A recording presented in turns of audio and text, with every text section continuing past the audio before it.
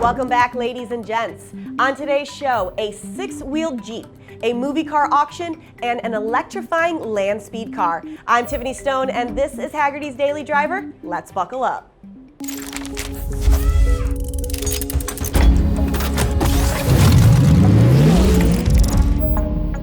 If you love the Mercedes 6x6 but have Jeep blood in your veins, well, South Florida Jeeps has the answer for you. Known for building outlandish Wranglers, they've built this, the SF 6x6G, and it's quite amazing. Just look at this thing. It started out as a new 2020 Jeep Gladiator. Then, SoFlo cut it in half, extended the frame, and replaced just about every panel. Now attracting human eyes in Florida moths are the color-changing halo lights. And there's light bars just about everywhere, including under the car, all of which can be adjusted with the touch of a button. Now, there is a 5-inch lift on there, and this is supposed to help drivers, and I quote, effortlessly hit 90 miles per hour on the highway and not be all over 3 lanes. I'm sorry guys, I'm laughing as I'm saying this because anybody who's ever driven a lifted Jeep knows that you become a wind sail and it's just horrible to drive, so why? Come on now. The body is sprayed with a Kevlar coating and the look is rounded out with 38-inch tires and a custom roll bar. And those extra wheels aren't just for show. The SF 6x6 has full-time 6-wheel drive. Now this Jeep starts around $140,000, but if you want it to be faster and you want it to be louder, don't worry, you can drop an LS2 inside for an additional $30,000. And as you guys all know by now, I have a Jeep. His name is Lucifer, and you're wondering, Tiffany, would you actually do this? Well, this 6x6 is definitely T-Stone approved, and yes, I would. And speaking of attention-getting cars, 3 movie car replicas were auctioned off last weekend by the U.S. Marshals after being seized. Now, the cars are right out of the dreams of any kid who grew up in the 80s.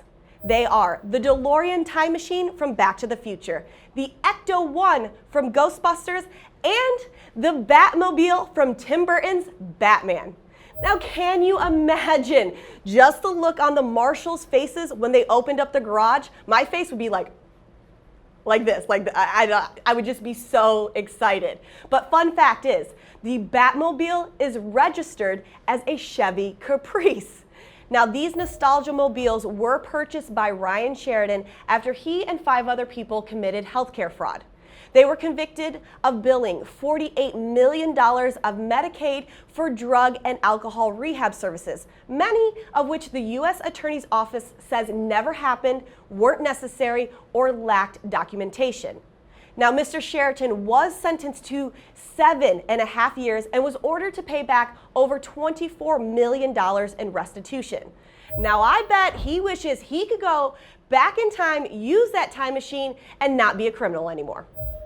Lastly, Bonneville Speed Week is only days away, where cars of all shapes, sizes, and powertrains will be vying for speed records. One of the teams grabbing headlines is Electroliner, created by EV West. Now, EV West has built a reputation for their work-swapping Tesla powertrains into classic cars. Now, they're setting their sights on Bonneville Speed Week. So they built this, the Electroliner. Specifically, they're going after the E2 class record for an electric steamliner that weighs between 1,100 and 2,200 pounds. Now, the current record is 213 miles per hour, set in 1997. The EV West car is a custom-built Lakester streamliner, meaning its wheels are outside of the bodywork. It uses lithium-ion batteries, which are a lighter version than the heavier lead-acid batteries used in the 1997 car. The car will be propelled by a modified Tesla motor, making an undisclosed amount of power.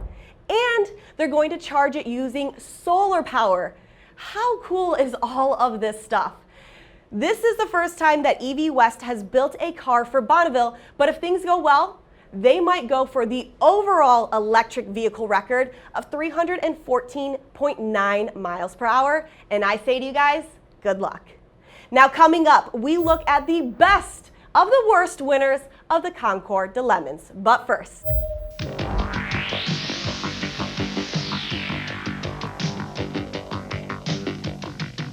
the thrill of the wild. One vehicle captures that feeling with the strength and agility to master most any terrain. Nothing stands in its way. Jeep CJ, like nothing you've ever driven. There's a feeling you can get only in a Jeep. A few weeks ago, we invited you to participate in the Concours de Lemons.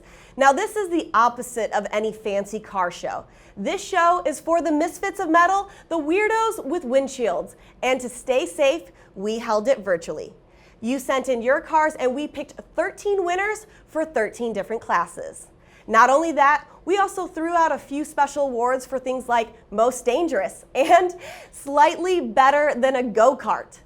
I'll show you a few winners here, but if you want to see the full list, head over to hagerty.com/media or hit the link below.